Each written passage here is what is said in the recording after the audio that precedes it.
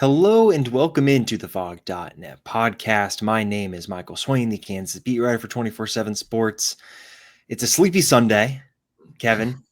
Clouds are out, not a lot of sun, not a lot of sleep to go around for KU football fans, but it is a good Sunday. KU defeats BYU in Provo 17-13, a Big Ten style of football game, dare I say, in Big 12 After Dark, what was formerly Pac-12 After Dark, but it fit, Kevin. Like, this was a wild game, twists and turns.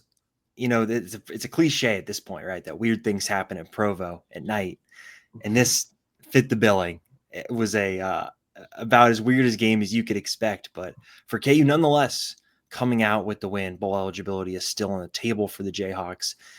If they win one more game, right, 5-7, you can technically get into a bowl game. But let's be real here, 6 wins. That's what KU's going to be aiming for. But Kevin, I feel like we can't go chronologically this time. I know we've recently done that, but I think we got to go start at the very end, and then we can do some more on the beginning, and then go back to the end, because the end is what matters here. You can pick where we start at the end, because we could start with the defensive stand for KU. We could start with the quick kick for KU. We could start with some of the offensive decisions and play calling for KU. I will give you the pick of the litter as I sip my coffee and decide where we go. I almost feel like we got to touch on all three from sort of the big standpoint of this is a game that Kansas has lost before, right? Yeah.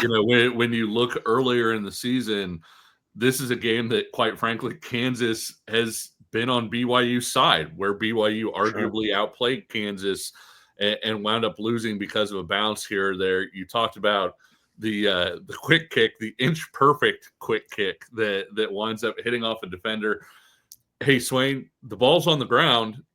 It feels like there was a game earlier this year where the ball was on the ground for Kansas to be able to make a big play, and the Jayhawks could not corral the fumble. In this case, they do. They wind up getting it. And then how many times have we said, hey, KU wants to have this bend but don't break defense. But the key to that whole phrase is don't break.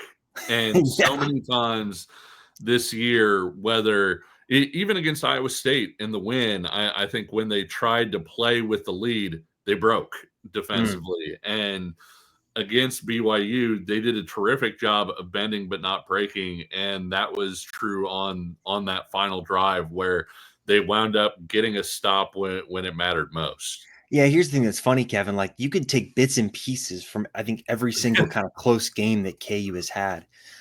A muffed punt that doesn't go KU's way. Well, that's the Illinois game. Yeah. A ball on the ground, right, that KU players have the opportunity to get, but they don't. It doesn't quite bounce into their hands. Well, that was the UNLV game. And you also saw it, right, where it hits off the back of the BYU player's head, and it literally hits off the hands of a BYU player and then goes to Quentin Skinner.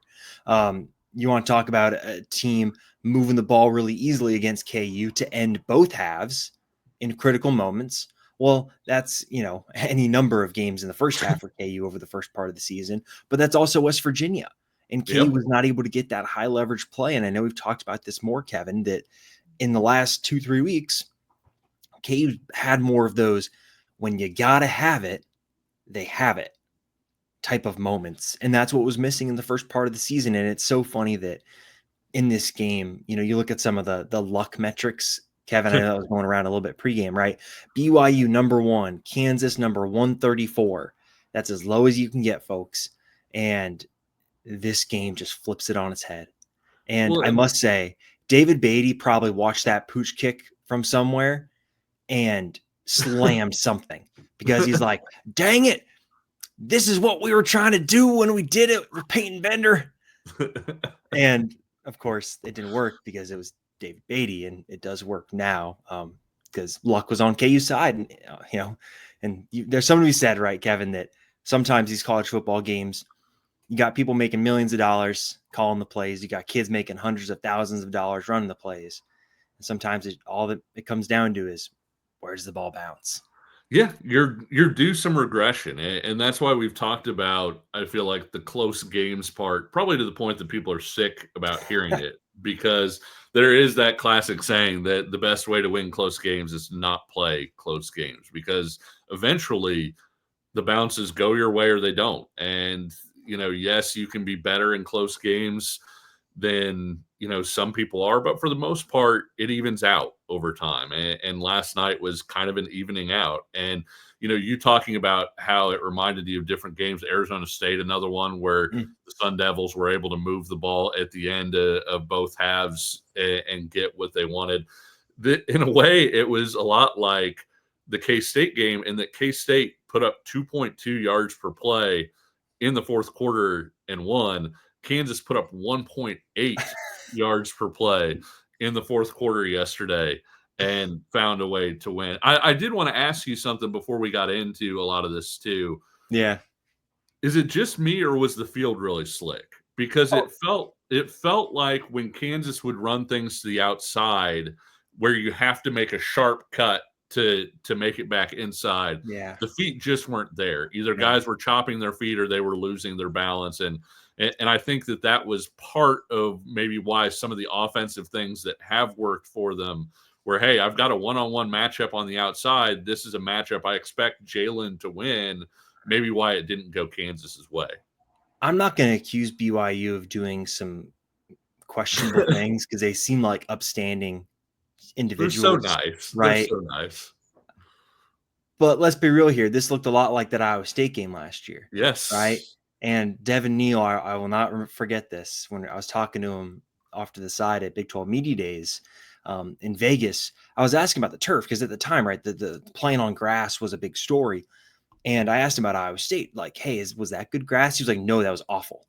I don't know what they do, if they water it too much, if they have a certain type of sod that makes it loose. But I was slipping all over the place, this, that, and the other thing. And watching the players, Kevin, last night play, that's what I thought of was I wonder, Yep, obviously it snowed a little bit, but it didn't stick, but there was still moisture on the ground and then for it got sure. below freezing. So maybe there's some of that too. But Kevin, this is a BYU defense that has struggled to stop the run recently. UCF Yep. ran for over 250 yards against them. UCF's run offense, is the only offense in the Big 12 that is better at running the ball than Kansas. And what happened? Guys are slipping. There's not as much confidence in the cutting from Devin Neal along the line of scrimmage. You're not able to anchor as much, right? If you're concerned that your leg's going to Yep. slip, right? You're going to take maybe choppier steps, and that's going to lead to, maybe you're not getting the right leverage or the strength that you need to move a guy out of the way. And so I Yep. think you could see it too.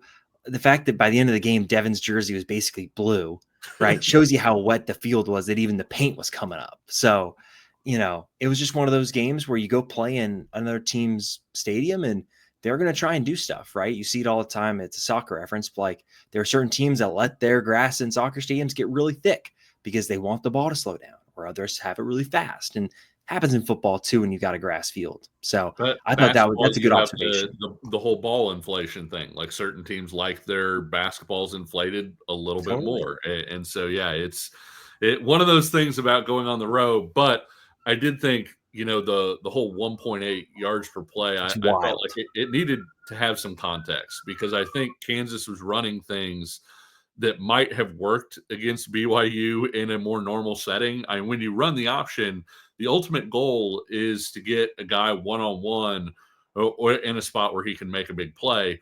Kansas wound up with that a lot last night. And it wasn't just that BYU was making the play.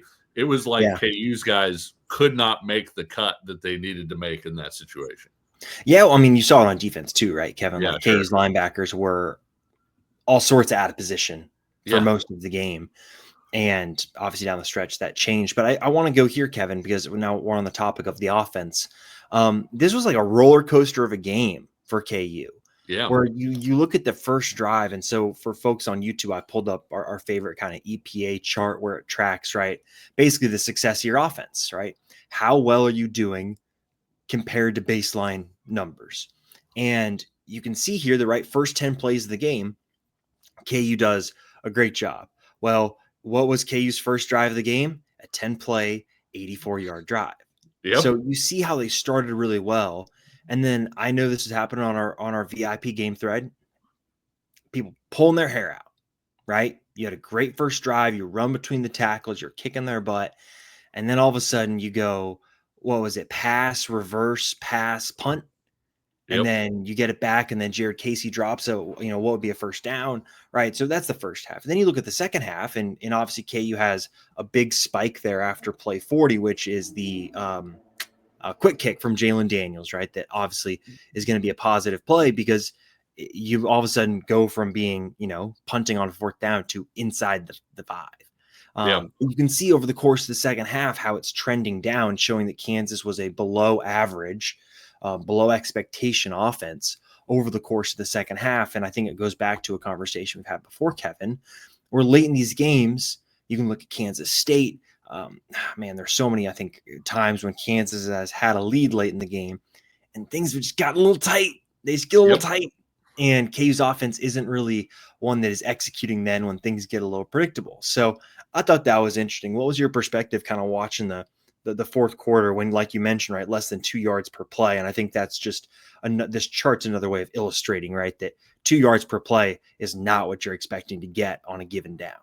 Yeah, and I thought they made things maybe a little more complicated than they needed to. I would have liked to see, especially with the field conditions, I would have liked to see more downhill stuff where you're Yeah, not really depending on guys to make plays in for space. sure. Let's talk about the interception real quick too, Mm-hmm. because obviously didn't come in a great situation. Didn't ultimately wind up hurting them because the defense got another stop Yeah. there. But Kansas has a vertical play basically where the receiver has the option to break that thing off depending on where he's at with the cornerback. And it's a feel thing, right? Like it's a read play where the Yeah. cornerback is at. That's where I decide whether to carry this thing down the sideline or to break it off. Second time this year, they've had an interception on that Swain. We saw it against Lindenwood, where you also had a miscommunication. But hey, I think that interception bothered me a lot less than it bothered me less than the near interception where Jalen threw the ball off of BYU linebacker. Um, you're going to have miscommunications sometimes on those read routes where one player feels like, hey, this is the guy is at this spot. I can beat him. I'm going to keep going. And the quarterback feels like, well, he's not quite on top of him. I should throw this thing because he should Yeah. break it off. You're going to have miscommunications there. It's a play that Kansas has found some success with, I feel like lately. But in that case, it was just a miscommunication. Yeah, it was. It was. And it reminded me a little bit of what happened against Lindenwood. Yeah. Like it was very, very similar how Jalen expected Luke to stop and Luke went Yeah. further.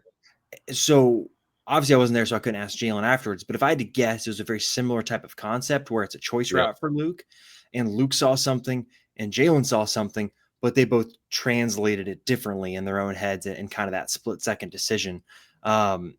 And you're right, like man, dude, you look at what BYU's done this year. KU's the first team to not throw 2 interceptions against BYU in Big 12 play.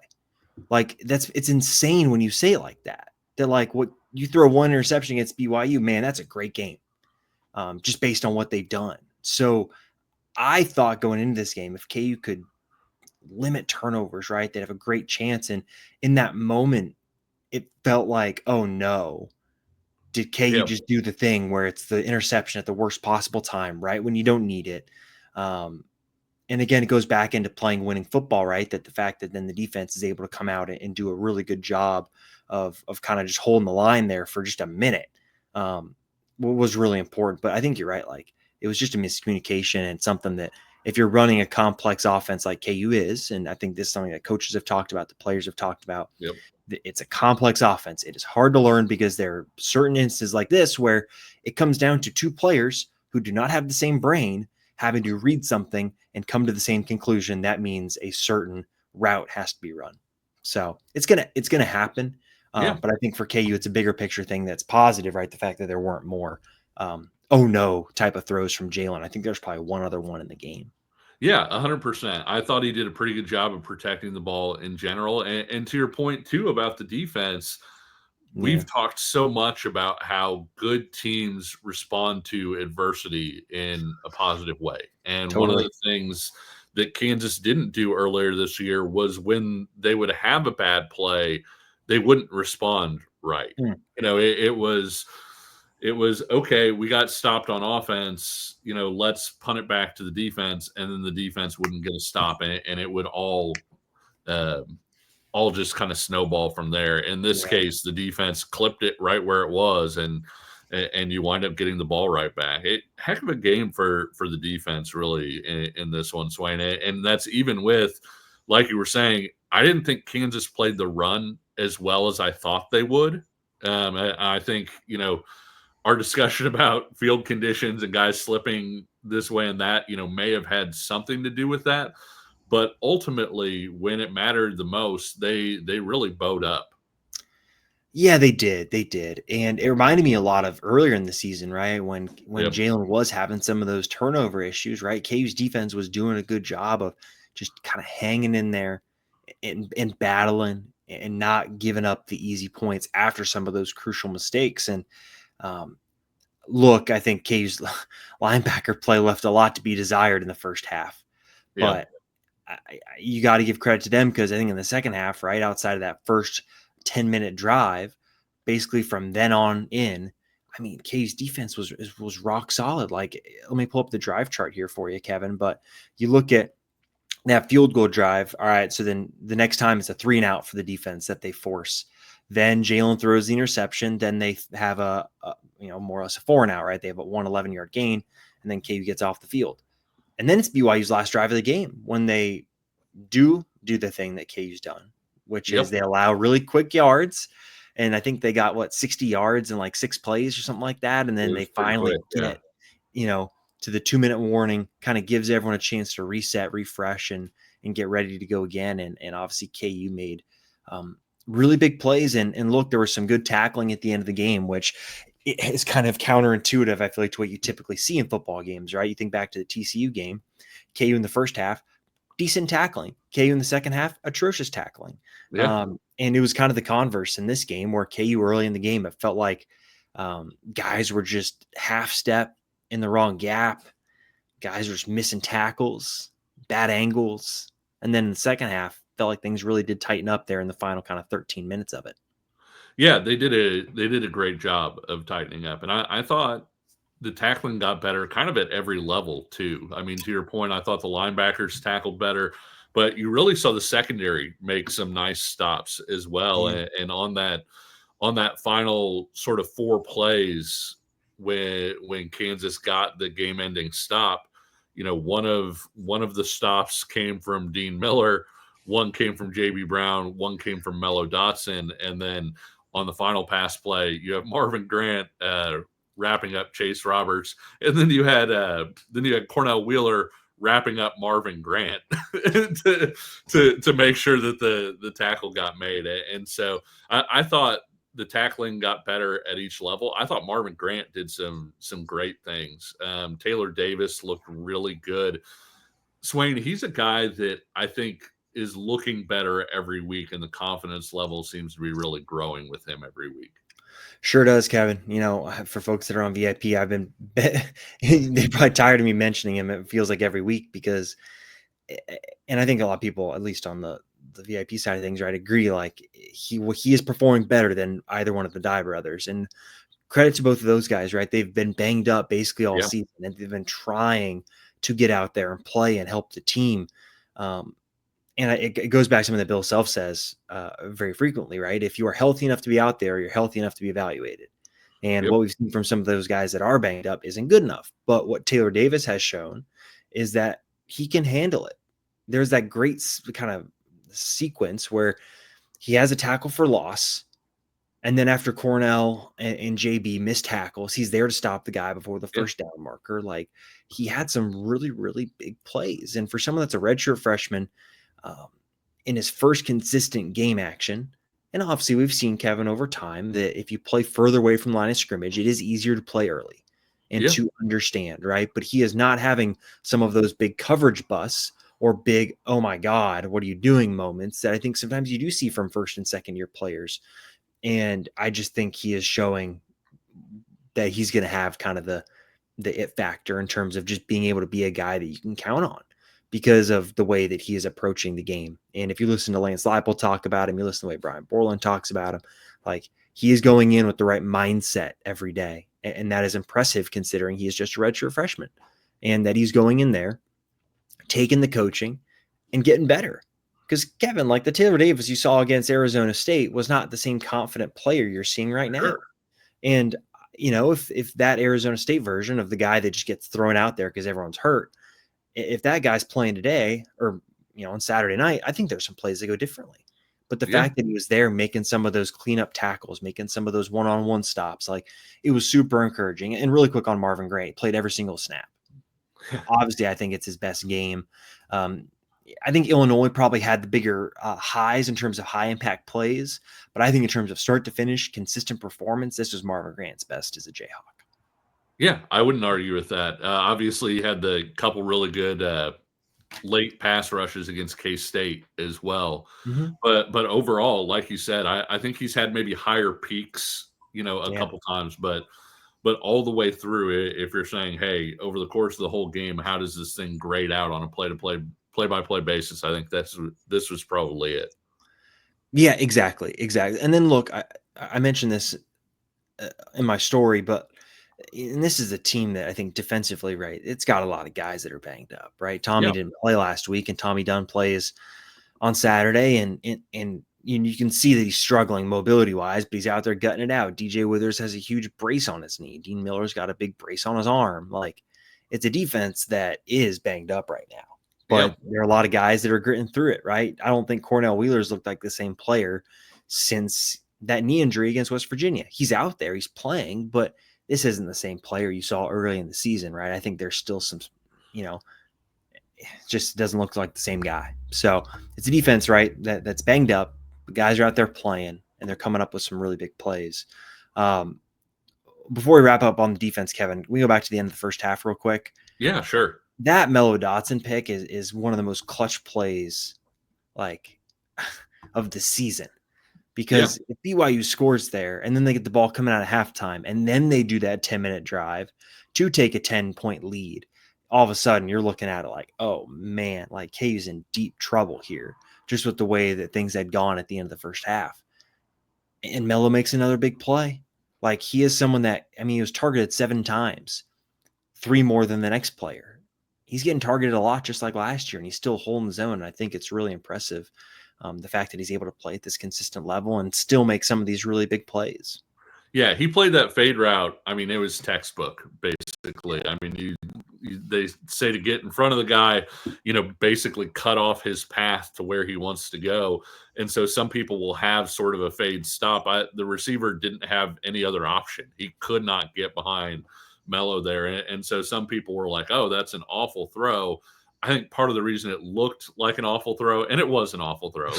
Let's be real. It was a rough throw.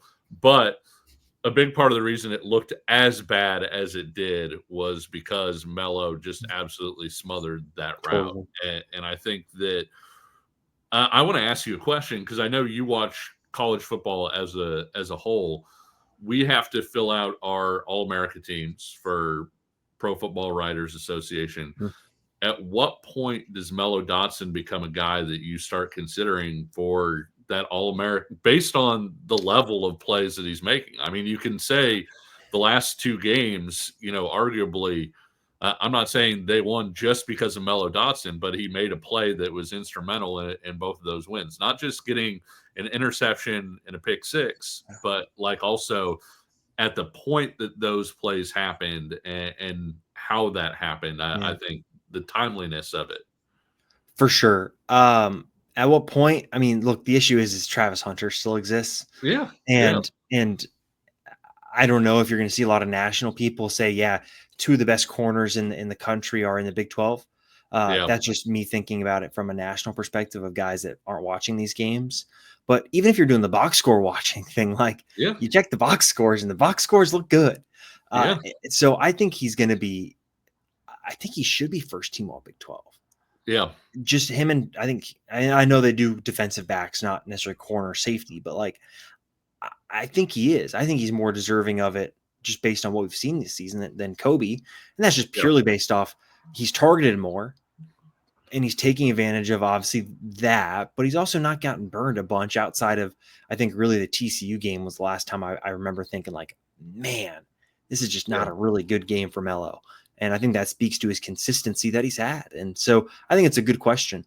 And I probably would have to look into more of who are some of the guys. But even then, Sure. like you look across college football, I'm not too sure there's a lot of guys that are coming up with the crucial picks that Mello is to swing games. And the pick sixes too. I mean, yeah, it's a good question. But it's another clutch play, man. Like Yeah. it goes back to the whole high leverage plays and high leverage moments. Just being able to come up with those plays. And sometimes it takes a really poor throw to come your way. But you still got to catch the ball. You still got to And be you in position to make a exactly play too. Yeah. Exactly right. His head's not turned just looking at the player, doing the whole like, this thing in his face. Like he's got his head around, he sees the ball, he makes a play. Like it's good coaching, good execution, and just a talented player making a high talent play. So I just thought that was really, really crucial for KU because Yeah. I just vibes wise, man, coming back would have been really tough, especially with what we saw to start the second half. Yeah, I mean, you look at it ultimately, and BYU had 3 drives that could have resulted in touchdowns. Yeah. That one at the end of the half, the one where they get the field goal, and then the stop at the end. Yeah. You have 3 drives to those points, and the 3 drives combined result in 3 points. I think that's Brian Borland's probably popping open champagne if you tell him that's what happens in that situation. Exactly. And again, like you mentioned at the start, it goes back to kind of the bend but don't break, and they didn't break this game, which it was really important. All right, let's get to some of the offensive stuff. Yeah. Look, I mentioned this on our Pro Football Focus grades, but what Jalen just did was incredibly impressive in terms of explosive passes. And for most of the season, Jalen has been a 30% guy on throws 20 plus yards down the field. So when he's trying to attempt to pass it 20 plus yards down the field, he's completing about 35% on the year. Yeah. Well, he went 4 or 5 for over 100 yards on those plays against BYU. Like he was making big time throws that were accurate. And they came at really huge moments, it felt like, Yeah. Kevin. Like times when it was like, you got to have it moments, he had it. I think there's no better example than that 4th down call. First of all, shout out Lance Leipold for going for it there. Yes. That takes some guts. You have to be on the front foot there. I love the aggressiveness. And Jalen makes a great throw to Luke. Obviously, they're not covering him. I don't know what the heck they're doing. But you have to execute that, right? We've seen before, Kevin, right? You go back early in the season where guys would be open and Jalen would just miss them. Yep. And this was a game where he was dialed in on some of those throws, and that was a huge, huge deal for KU. And you look at it, 4 of your 12 completions went for 100 yards. Like it's pretty explosive and really, really good. So I just thought that was a good place to start for Jalen because I thought in terms of some of those deep passing concepts where he hasn't always been super accurate this season, it was just a big time game for him in that regard. Look, he was pretty accurate overall. You had a couple drops in there, and then you had another pass that looked like he was going to find Trevor Wilson potentially for a first down that got knocked down at the line. If you're 15 of 19, with those 2 drops and the play at the line, you're looking at your quarterback like, what are you on today? And so, yeah, he was really sharp. And it's funny that the passer rating and all of those things aren't as high because he had an interception, no touchdowns, all of those things. But at the same time, I thought it was another really strong performance for him. The running game wasn't really there. I think a lot of that has to do with what we talked about with the field conditions. I think there were situations where Kansas had Jalen in a spot where, hey, it's Jalen and one other guy, and we trust Jalen to win this matchup, and he wasn't able to win it last night. But throwing the ball, I thought it was a continuation on how well he's played lately. Totally. And with Jalen too, like I think you got to give him some credit Yep. Look, the start of the season did not go the way he wanted. And I think he's done a really good job of not having some of that hero ball stuff come in. Like 100%. it shows up every once in a while, right? The throw at the end of the first half against K-State is one opportunity, right? The fumble at the end of the Yeah. game, maybe against K-State a little bit. But like, I think he's done a great job of taking it a play at a time. And that's hard to do, especially when you know that this was supposed to be, right, the season and the opportunity and all that stuff that we've talked about. But, I just think he's someone that, you look basically here, I'm pulling up the stats right now. Since the Arizona State game, right? So whatever that is, over the last 5 games, completed Yep. 60% of his passes for doing some math real quick here. Yeah. Oh, wow. Yeah. 60% of his passes for 9.4 yards per attempt, 8 touchdowns, 2 interceptions. Like the explosive passing Jalen Daniels has been back. And I think that's a reason why I think KU's offense as a whole, outside of this game, has gone from kind of putting up in the mid to high 20s to all of a sudden breaking into kind of that 30 range when if you're going to compete to win a lot of games in the Big 12, you got to be in the 30s. You just look across the conference, like you're not winning many games if you're not getting in the 30s. And Jalen's been a huge part of the reason why KU has been able to do that. Absolutely. And not to make the jump to next week, but Colorado is a game where Kansas is probably going to have to score in the 30s to win that football game. Yeah. And I'm not sure that you could have counted on Kansas to do that a few weeks ago before sort of this 5-week stretch where Jalen's played better, the offense has played better. So I think he threw 3 interceptions against Illinois, 2 against UNLV. He's got 2 interceptions in the last 5 weeks combined. And so he's not just having the explosive plays that you're talking about and opening things up, but also he's taking care of the football in a way that he wasn't earlier this year. And that's a factor too. We talked about, I'm not trying to make excuses. I did think last night was going to be an LJ Arnold game because I thought it was the sort of game where you wanted a contested catch guy like that who could be sort of a big body guy that could go across the middle and make that kind of play. It hurt them, obviously. I thought for LJ to get hurt and not be out there. I didn't think last night was a Trevor Wilson game. I didn't think it fit his skill set maybe as much. But no, it was a really strong performance. The other thing too is Kansas got a field goal in a situation where probably should have had a touchdown. When you look at where the ball was, having 3rd down and goal from the 2, you wind up getting a delay of game. The announcers did say, hey, Lance Leipold was all the way down at the 5-yard line trying to get a timeout. And so you can argue, hey, he should have gotten that timeout. But even thinking that, you have to mismanage the play clock to be in a spot where you have to get your timeout at the end right there. And so a situation where Kansas probably, that was a drive that should have ended in 7 points and didn't. Yeah, and that's another one of those little small margin moments, Yes. right? That I think for a lot of the season, KU's not been great in. That wasn't great. And I think they showed him too, like he was signaling to the guy, like I was kind of trying to call a timeout. But I think generally, right, for the offense, it's one of those games where you did just enough, and it's not pretty. To your point with LJ, like I think you're right. I also am a big LJ fan. Like I think he should get targeted more. But I think a part of that too is just the way it works sometimes, right? Different guys have different connections, and like LJ and Mason Fairchild were like Jason Bean's dudes. Like those are the guys he went to. And for Jalen, it's Quentin and Luke. And it's just kind of how it works. And obviously at any point, Kevin, now with injuries, like you're kind of hoping they can come back this year. Like it'd really freaking suck if that was the last time LJ Arnold plays for KU. I don't know. Like this isn't me saying like it's a bad, like I don't know. As far as we're recording this, I'm not even sure if the guys have gone into the facility yet, right? We're recording this about noon.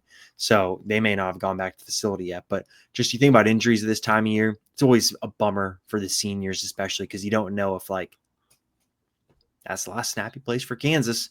And so obviously hoping for him like that he's able to come back. And like I had the same concern about Bryce. Cable did.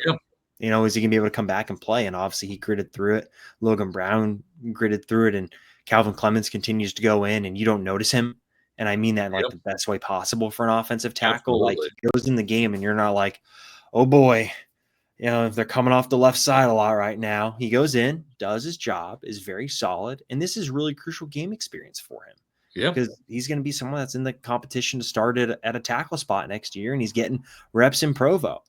And that's huge, right? To be able to understand what it's like to go play on the road and have your quarterback calling things out and have Bryce Foster calling things out. Like it's just different. So, yeah, just quick thoughts on injuries in the offensive line. But I was impressed by Calvin.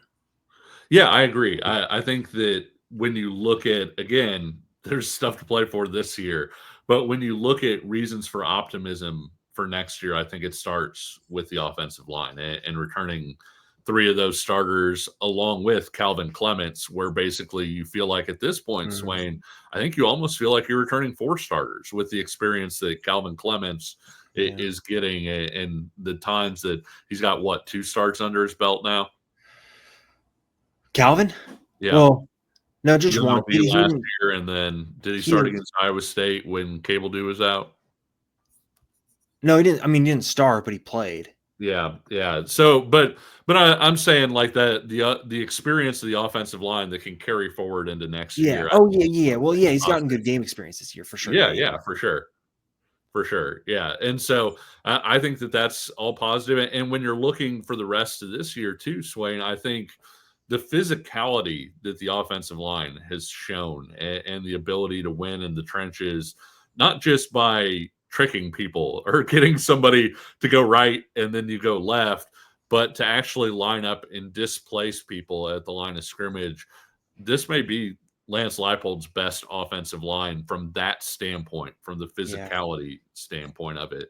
And so I'm interested to see how that carries over because one of the areas that Colorado is most improved at is on that defensive line from where mm. they were a year ago. You know what? They got Warren Sapp as their D line Yeah, coach. yeah, It's pretty cool. I think for the offensive line, like I think this may be the first game this year, maybe just KU generally, first game this year where I felt like KU's just kind of out physical. yeah, Um, and not to say like they got their butt kicked all game, but like just the edge felt like BYU kind of had it. And I think yeah, that's all saying something about where KU's gone with this offensive line and even to some degree the defensive line, but more so the offensive line is what I'm talking about here, where we've made it into mid-November and you're kind of like, yeah, KU's offensive line hasn't been like the less physical team. It's yeah, been the team that has set the tone for most of the season. And it took you going on the road to play BYU, a team that, you know, Lance Leipold talked about, right? They really did take it personally last year, how much they got pushed around. And they came back and are a much more physical team. And for KU, I think it was just the first time. And it's obviously more encouraging for the Jayhawks, the fact that they're at this point with the offensive line, that they sure. have the depth where you can have your right tackle go out for 2 series and you put in a redshirt freshman. He goes in and he serves his own, right? You've got some depth at guard, right? KU hasn't rotated as much recently, but you've got the depth at guard and guys that can come back. So overall, I think encouraged by the offensive line, even if in this game you wouldn't say it was their best game overall.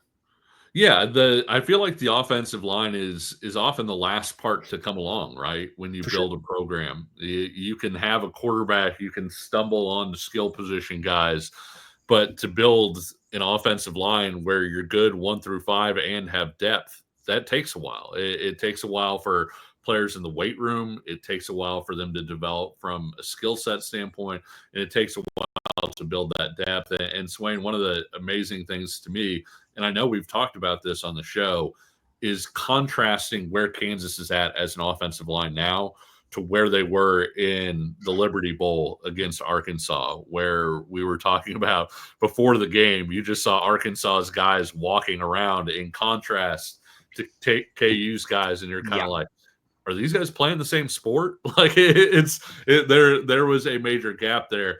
That gap doesn't really exist now. It doesn't. And that's just a huge credit to, I think, the recruiting job, right? Daryl, like Paul said, Yep. the offensive line coach. You wouldn't have noticed if Scott Folks was there or if Daryl Alcalsa was there, right? That's there's been no issues with the transition in offensive line coaches. So that's encouraging. So yeah, overall, Kevin, and look, this is a low possession game. It's one of those where every moment is going to be much more scrutinized, looked at. Sure. And for KU to get out on top in this one is huge. And bowl eligibility is still on the table. I'll end with this, Kevin, before we can wrap up. These guys deserve a big home atmosphere for Colorado. I think they will get it. Look, it is shaping up to be perfect. I'm going to pull up the weather app right here and see what we're looking at for next weekend. But look, you think about it. 2:30 on Fox at Arrowhead for Colorado. And look, this is a game that I think a lot of people have had circled because obviously Dion is polarizing and Colorado as a program is polarizing. But now you factor in that, okay, you can still make a bowl, that this team is continuing to fight. They're in a good vein of form right now. And there's lots to play for. And so I think they deserve a huge atmosphere. Oh, Kevin. Oh, high of 77 next Saturday. Boom. There it is. It's going to be dangerous weather. And let's not leave off 30 seniors, one of whom is Devin Neal. And it's not just Devin Neal. Like, obviously, you have a whole bunch of multi-year starters that helped put this program back on solid footing. But also Devin Neal, the guy from Lawrence, the ambassador for the program, Kansas's all-time leading rusher, hit another milestone, going over 4,000 yards for his career as a runner. Go out and support those guys. Like, they deserve to have a big crowd for their final game, especially since their final game can't be actually at home at the booth. Like, go out and make Arrowhead a special environment. I think these guys have deserved it. And Swain, I think they've deserved it too, just because of what's going on this year. Because I'll be the first to admit, when you're 1-5 and your coaches are like, no, the locker room's just fine, like guys are still working like normal, you second guess it a little bit. You don't necessarily take them at their word. But Kansas isn't in this spot today without those guys continuing to work and grind through the bad results and coming out on the other side. Well, and KU fans aren't stupid, right? They've heard that before from David Beatty or Charlie Weiss or Turner, like any one of the old coaches that said, oh, we're still working hard. The guys are great, and then you see it on Saturday and you're like, no, these guys have checked the F out. And, this team is very much different, right? You can see it. Yeah. Guys that are hurt are playing when they very easily could be like, nah, I can't play this week. Yep. But they're not checked out because they care about it. And so I have no doubt that it'll be best atmosphere that there's been in Arrowhead. Even more it should be 55 plus. That's my thought. 55,000 plus. Just because I think KU fans understand it. And now they're at a point where it's going to be an exciting game. And it's going to be good. Great day. There's not a basketball game the night before, right? This will be the event of the weekend. And that, I think, is going to contribute to, I think, it having a much bigger and festive atmosphere because it's the last home game of the year. And, it's also weird to think about, Kevin. It's the last home game before the new stadium opens. Yes. Which in and of itself is kind of exciting, too, where you think about, how close that is. And even though it's not close because we're talking about next August, but it's just, to me, this has the game that it should feel like a very festive, celebratory atmosphere, regardless of what you thought this season would be and what it has been. There is something to celebrate. And it's the fact that I think these last couple of weeks have shown how healthy the program is. Yeah. Because of what happened. And because we have seen so many other teams check out and be done. And it says a lot about where I think KU's at as a program, that you can go through this and come out on the other side and have guys still fighting and have guys get results, and I think that's just encouraging. And so I have no doubt KU fans will go out and support it. Yep. Yeah. Every coach talks about culture, right? Like, it's bullet point 1A on everybody's talking points. And I think it's really a credit to Kansas's culture that they've been able to win 3 of 4 now and beat 2 ranked teams in a row and heading into a matchup with a 3rd straight ranked team on Saturday. And so it's turning, Swain. It's turning. It is. Well, all right, here. You know what? You made it this far in the podcast. I'm going to give you some fun stats. All right, let's go. All right, our first fun stat of the day is that 13 points allowed for KU's defense is the fewest amount of points KU's defense has allowed against a ranked opponent since holding number 2 Oklahoma to 11 points in 1984. Nice. I was not even an idea in 1984. Then we can go to, I think this one's really cool. The first time that Kansas has won against ranked teams in back-to-back weeks, like consecutive weeks, for the first time in program history. First time they've had back-to-back rank wins since 1995. KU had a bye week in between. I think they played somebody in between. I think they went ranked, did they beat somebody, and then they beat another ranked team. For back-to-back rank wins. This is great podcast right now. I'm reading the game notes. Followed by on October 20. Oh, maybe I got to go look at the 1995 schedule, but I'm not going to do that. Okay. I'm not going to bore you guys with that. So they won at number 4 Colorado, beat Iowa State the following week, then won at number 15 Oklahoma. Oh, so they're really working with the word. Okay. Yeah. All right. Yeah. Back-to-back rank win. Okay, sure. Yeah. This is why game notes are fun. All right, that's what we got. Kevin, where can the folks find all your stuff? Yeah, you guys can watch me over at Kansas City Sports Network. Have a YouTube channel, and planning to get Swain on here as we get a little bit closer to signing day on Verbal Commitment, which is the podcast that I am on with fellow 24/7 sports guy Ryan Wallace over at Go Power Cat. So stay tuned for that one. Still waiting for the check, Kevin. Yeah. Me no go on podcast unless check clears. All right, man. I gotta get to the bank. Gotta get to the bank. Yeah, exactly. Gotta talk. Yeah, have your guys call my guys. No, I will. NIL deal, right? Yeah, exactly. Let's call it NIL. I still got eligibility, maybe. There you go. Awesome. Hey, thanks so much for listening to the Fog.net podcast. If you're watching on YouTube, make sure you're liking the video, subscribing to the channel, drop in the comments. All that goes a long way to helping us out.